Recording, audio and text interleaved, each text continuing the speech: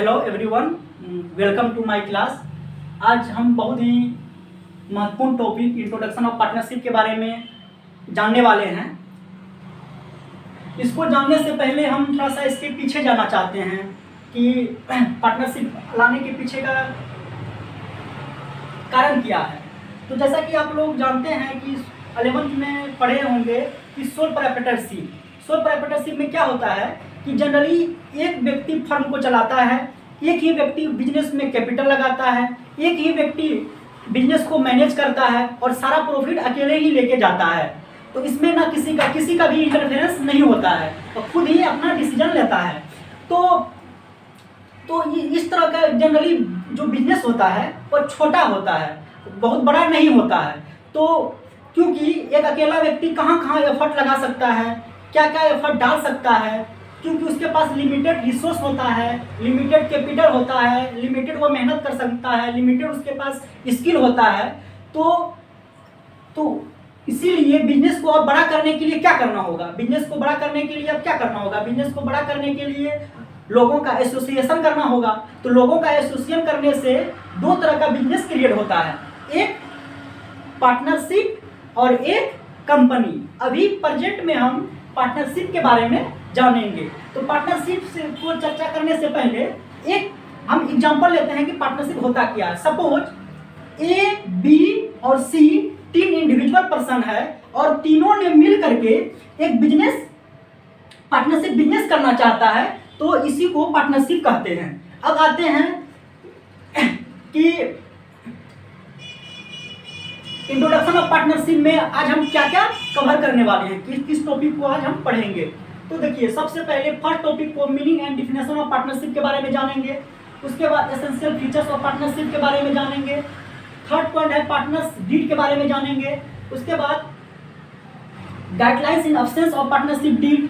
चौथा पॉइंट में जब पार्टनरशिप डीड एब्सेंट होता है उसमें क्या रूल्स एंड रेगुलेशंस लागू होगा उसके बारे में जानेंगे। और फिफ्थ टॉपिक है राइट ऑफ पार्टनर्स, मतलब पार्टनर्स के क्या अधिकार है उसके बारे में जानेंगे। तो पहला topic meaning and definition of partnership को लेते हैं। इसके बाद पार्टनरशिप क्या होता है, तो चलिए देखते हैं। According to section 4 the Indian partnership act 1932, according to section 4 में और द इंडियन पार्टनरशिप एक्ट 1932 में जिस तरह से कंपनीज एक्ट होता है उसी तरह से यहाँ पर इंडियन पार्टनरशिप एक्ट 1932 में मीनिंग एंड डिफिनेशन पार्टनरशिप का बताया गया है। तो चलिए देखते हैं क्या है। जैसे partnership is the relation between person, मतलब जो यहाँ पर ए, बी और सी जो इंडिविजुअल पर्सन है, इस तीनों के बीच में एक रिलेशन है।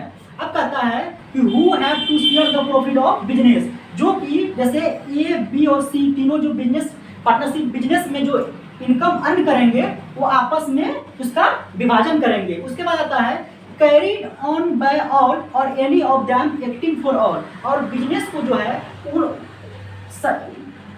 सभी पार्टनर्स के द्वारा या सभी पार्टनर के सहमति से किसी एक के पार्टनर के द्वारा चलाया जा सकता है। जैसे एग्जांपल से समझते हैं कि सपोज ए, बी और सी तीन पार्टनर्स है और तीनों मिलकर पार्टनरशिप बिजनेस कर रहा है। तो सपोज ए और बी का किसी कारणवश से तबीयत खराब हो जाता है, तो ए, बी के एब्सेंट में भी सी बिजनेस को आगे कैरी कर सकता है और जो भी सी डिसीजन लेंगे उसके लिए ए और बी दोनों लायबल होगा।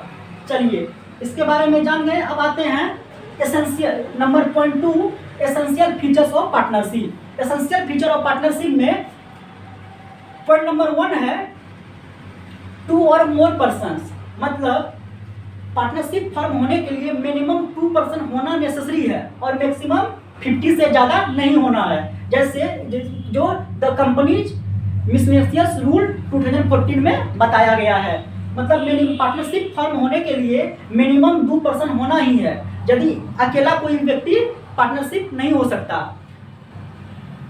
और इससे पहले पार्टनरशिप फर्म में जो इसका रूल था उसमें 20 से ज़्यादा पार्टनर्स नहीं हो सकता था। अब इसको वही रूल को चेंज करके 50 कर दिया गया है। अब आता है दूसरा पॉइंट एग्रीमेंट। जैसे जानते हैं कि पार्टनरशिप का जो जन्म होता है, ओरिजिन होता है, वो एग्रीमेंट से ही होता है। एग्रीमेंट कैसे होगा, एग्रीमेंट ओरल भी हो सकता है, रिटेन भी हो सकता है, बोथ आर वैलिड, ओरल भी होगा तो वो भी वैलिड है, रिटेन भी होगा तो वो भी वैलिड है, लेकिन ज़्यादा सेफ रहता है रिटर्न होता है, क्योंकि आदमी बोला हुआ बात से मुकर सकता है, लेकिन जब एग्रीमेंट में लिखा होगा तो उसमें आदमी पीछे नहीं मुकर सकता है। तो उसके बाद आता है तीसरा पॉइंट आता है लॉफुल बिजनेस। लॉफुल बिजनेस में क्या बताया गया है कि business carried on bye partners must be lawful, और पार्टनर्स के द्वारा जो बिजनेस स्टार्ट किया जाएगा वह लॉफुल होना चाहिए। लॉ के नज़र में इलीगल बिजनेस नहीं होना चाहिए। यदि वह लॉ के नज़र में इलीगल बिजनेस है तो वह पार्टनरशिप नहीं कहलाएगा। सपोज ए बी सी तीनों इंडिविजुअल पर्सन मिल करके कोई ऐसा बिजनेस करना चाह रहा है जो कि लॉ की नज़र में इलीगल है, वो लीगल है तो वह पार्टनरशिप नहीं कहलाएगा। जैसे अब कहेगा कि हम तीनों मिल करके स्मगलिंग का बिजनेस करेंगे, हाँ रोबरी करेंगे, तो यह बिजनेस नहीं कहलाएगा। अब आता है लॉफुल बिजनेस नहीं कहलाएगा। अब आता है फोर्थ पॉइंट प्रॉफिट मोटिव। देखिए पार्टनरशिप का मूल जो उद्देश्य होता है, जो मेन मोटिव होता है, प्रॉफिट अर्न करना होता है। यदि वह प्रॉफिट अर्न करने का मोटिव नहीं है तो वह पार्टनरशिप फर्म नहीं कहलाएगा। सपोज एग्जांपल लेते हैं, ए बी और सी तीनों ने मिल करके एक बिजनेस स्टार्ट किया, और वो बिजनेस का से जो जितना भी इनकम हुआ उसने किसी धार्मिक कार्य में लगा दिया, तो वह बिजनेस नहीं कहलाएगा, पार्टनरशिप फर्म नहीं कहलाएगा। इसके क्योंकि उसमें यहाँ पर उसका उद्देश्य लाभ कमाना नहीं है बल्कि परोपकार करना है, इसीलिए यह पार्टनरशिप नहीं कहलाएगा। उसके बाद कहता है फिफ्थ पॉइंट है division of profit. Division of profit का मतलब हुआ कि पार्टनरशिप फर्म का सिर्फ उद्देश्य लाभ कमाना ही नहीं होना चाहिए बल्कि वह आपस में बांटना भी होना चाहिए। Suppose division of profit, suppose अब बोलिएगा कि प्रॉफिट किस रेशियो में बांटा जाएगा, कि वह पार्टनरशिप के एग्रीमेंट के हिसाब, पार्टनर्स के एग्रीमेंट के हिसाब से में विभाजन में होगा, पार्टनरशिप के एग्रीमेंट के अनुसार होगा। जैसे सपोज पार्टनरशिप एग्रीमेंट में अब ये सब अपने एग्रीमेंट के तहत सपोज 1:1 के रेशियो में अपना प्रॉफिट शेयर को विभाजन करना चाहते हैं। यदि इस तरह से कोई ऐसा बात एग्रीमेंट नहीं है तो पार्टनरशिप डील में जो हम लोग आगे पढ़ेंगे उसमें स्पष्ट बताया गया है कि जब पार्टनरशिप कुछ नहीं कहेगा तो उसको इक्वल रेशियो में हमको पार्टनरशिप प्रॉफिट को डिस्ट्रीब्यूट कर देना है। उसके बाद आता है sixth point almost good faith. देखिए पार्टनर्स का जो आधार होता है ना पार्टनरशिप का, वो कर्तव्यनिष्ठा और मतलब गुड फेथ से होता है। यदि पार्टनर इसका मेन आधार एक दूसरे के प्रति का पार्टनर्स को एक दूसरे के प्रति निष्ठापूर्ण होना पड़ेगा, पूर्ण निष्ठापूर्ण होना पड़ेगा। यदि कोई पार्टनर्स कोई कार्य करता है तो उसके विषय में दूसरे पार्टनर को बताना होगा, तो क्या होगा कि वही इसका मेन आधार होता है। इसीलिए पार्टनर्स के दूसरे के बीच में ऑलमोस्ट गुड फेथ होना चाहिए। अब आता है seventh point mutual agency. Mutual agency में क्या है कि partners are owners as well as agent. Partner जो है बिजनेस पार्टनरशिप फर्म का ओनर भी होता है और एजेंट भी होता है, क्योंकि पार्टनर्स बिजनेस को कार्यों को बंद भी कर सकता है, और यदि कोई भी डिसीजन लेगा तो पार्टनरशिप के फर्म के रूप में वो डिसीजन माना जाएगा और उसके लिए सभी लायबल होगा। उसके बाद कहता है business on by carried on by all और एनी ऑफ देम। और बिजनेस को जो है कैरी करेगा सभी पार्टनर करेगा या उसके बिहार में कोई एक पार्टनर करेगा।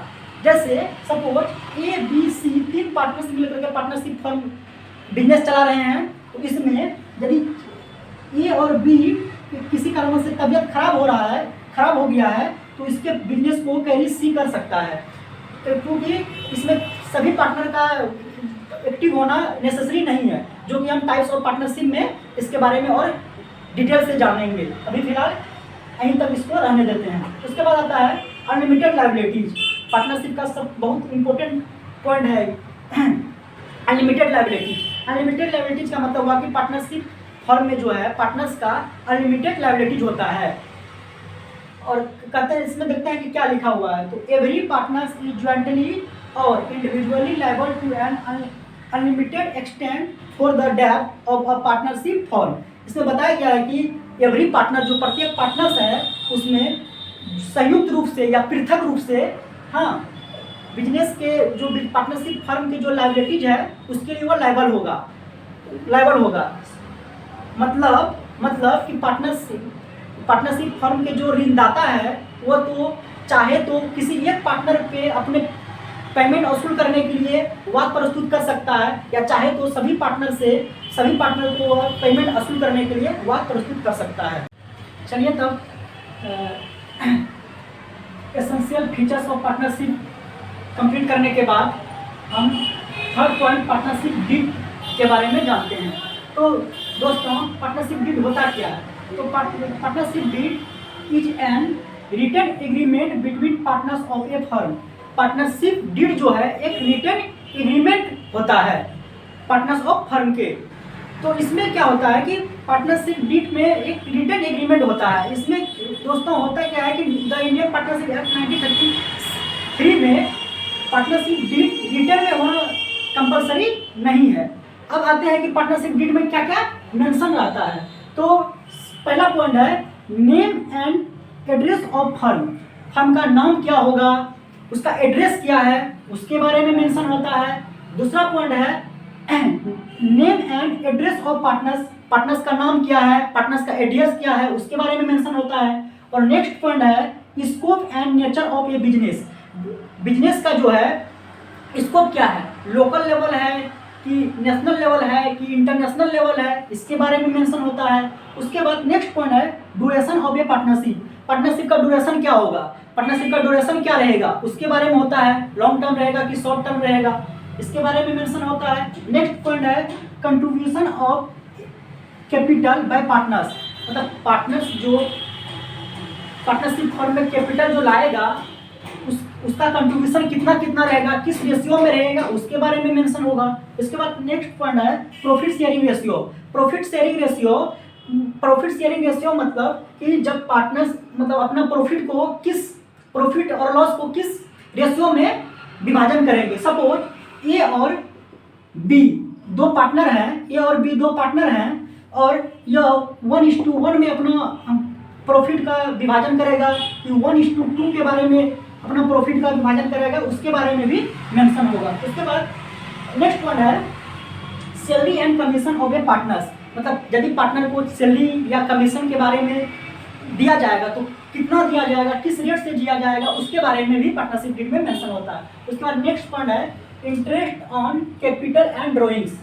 मतलब जब पार्टनरशिप फर्म में कोई पार्टनर्स कैपिटल लगाएगा और उस पर यदि कोई इंटरेस्ट दिया जाएगा तो किस रेट से पार्टनर्स को इंटरेस्ट दिया जाएगा, उसके बारे में मेंशन होगा। उसके बाद कहता है इंटरेस्ट ऑन ड्रॉइंग्स। सपोज कोई पार्टनर्स पार्टनरशिप फर्म से ड्रॉइंग्स करता है तो उस ड्रॉइंग्स के लिए क्या रेट रहेगा, इंटरेस्ट ऑन ड्रॉइंग्स क्या रहेगा, उसके बारे में पार्टनरशिप डीड में मेंशन होता है। उसके बाद फिर नेक्स्ट पॉइंट है right duties and liabilities of each partners. मतलब पार्टनर्स के क्या राइट हैं, क्या ड्यूटीज हैं, क्या उसका लायबिलिटीज होगा, इसके बारे में भी पार्टनरशिप डीड में मेंशन होता है। फिर नेक्स्ट पॉइंट है accounting period of the firm. Partnership firm का अकाउंटिंग पीरियड क्या होगा, 1 अप्रैल से 31 मार्च होगा कि 1 जनवरी से लेकर 31 दिसंबर तक होगा, इसके बारे में मेंशन रहता है। जनरली दोस्तों अकाउंटिंग पीरियड 1 अप्रैल से 31 मार्च माना जाता है। उसके बाद नेक्स्ट पॉइंट आते हैं कि method of solving dispute among the partners. जब पार्टनर्स के बीच में कोई विवाद होगा तो उसको किस तरह से सॉल्व किया जाएगा, उसके बारे में भी मेंशन होता है पार्टनरशिप डीड में। उसके बाद है the date of commencement of partnership. तो पार्टनरशिप फर्म को कब स्टार्ट किया जाएगा, मतलब प्रारंभ करने का डेट क्या होगा, उसके बारे में भी मेंशन होता है। तो दोस्तों अभी तक में हमने पार्टनरशिप डीड के बारे में पार्टनरशिप डीड में क्या क्या होता है उसके बारे में हम लोग सीखे। अब चौथा पॉइंट है कि जब guidelines in absence of partnership deed, जब पार्टनरशिप डीड अब्सेंट रहता है तो इंडियन पार्टनरशिप एक्ट 1932 में क्या रूल लागू होता है, अब उसके बारे में जानते हैं कि जब पार्टनरशिप डीड अब्सेंट रहता है। तो इसमें दोस्तों टोटल 5 पॉइंट है। इसमें पहला पॉइंट है partners will share profit and loss equally. Business firm में पार्टनर्स जो प्रॉफिट अर्न करेगा, बिजनेस फर्म में जो प्रॉफिट अर्न करेगा उस किस रेशियो में आपस में मतलब इक्वल रेशियो में डिस्ट्रीब्यूशन करेगा जब पार्टनरशिप डिट अब्सेंट रहता है। सपोज ए, बी और सी 3 पार्टनर्स हैं और बिजनेस पार्टनरशिप फॉर्म में 3 लाख का प्रॉफिट हुआ है।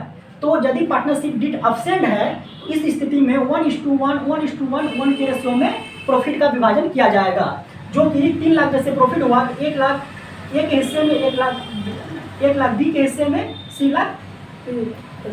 1 लाख सी के हिस्से में विभाजन किया जाएगा। अब नेक्स्ट पॉइंट है interest on capital not allowed. यदि पार्टनरशिप डिट अब्सेंट है तो पार्टनर्स जो पार्टनरशिप फॉर्म में कैपिटल लगाएगा उसमें इंटरेस्ट नहीं दिया जाएगा। उसके बाद थर्ड पॉइंट है no interest on partners drawings. Suppose कोई पार्टनरशिप फर्म से ड्राइंग्स करता है तो उसके लिए उसको इंटरेस्ट देना नहीं होगा। उसके बाद फोर्थ पॉइंट है no salary commission remuneration is to be paid to the partners. Partnership deed absent होने के बाद कोई भी पार्टनर्स को ना तो सैलरी दिया जाएगा, ना ही कमीशन दिया जाएगा, ना ही रेम्युनरेशन दिया जाएगा जब पार्टनरशिप डिट अब्सेंट होगा तो। उसके बाद फिफ्थ पॉइंट है interest on partners loan at the rate of 6%। Partners यदि कोई पार्टनरशिप फर्म में ऋण के रूप में दिया है तो उसको 6% के रेट से पार्टनर से 6% रेट से इंटरेस्ट पाने का वह अधिकारी है, उसके पास अधिकार है। उसके बाद दोस्तों 5वां पॉइंट में आते हैं हम लोग राइट ऑफ ए पार्टनर्स। मतलब एक पार्टनर्स का क्या क्या राइट होता है, तो इसके बारे में दोस्त इसके बारे में भी हम 5 पॉइंट के बारे में जानेंगे। 5 पॉइंट इसमें भी पढ़ेंगे। पहला पॉइंट है कि every partner has the right to participate in the management of the business.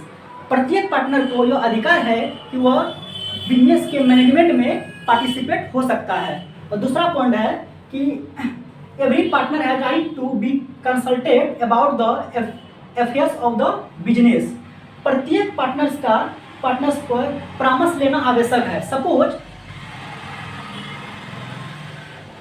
A, B और सी 3 पार्टनर है पार्टनरशिप फॉर्म में, और सी कोई डिसीजन लेना चाहता है तो सी डिसीजन कोई लेना चाहता है तो सबसे पहले ए और बी का भी परामर्श लेना पड़ेगा। यदि ए और बी एग्री होगा उस परामर्श के लिए, उसके बाद ही सी उस डिसीजन को ले सकता है, नहीं तो नहीं ले सकता है।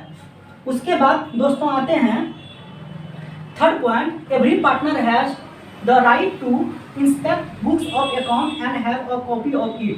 प्रत्येक पार्टनर को यह अधिकार है तो वह बुक ऑफ अकाउंट्स को देख सकता है, उसका कॉपी अपने पास रख सकता है। उसके बाद फोर्थ पॉइंट है कि every partner has to right to appoint employ for the firm. प्रत्येक पार्टनर्स को यह अधिकार है कि वह पार्टनरशिप फर्म में एम्प्लॉय का अपॉइंटमेंट कर सकता है। उसके बाद फिफ्थ पॉइंट आता है कि every partner has the right to not to allow the admission of new partners.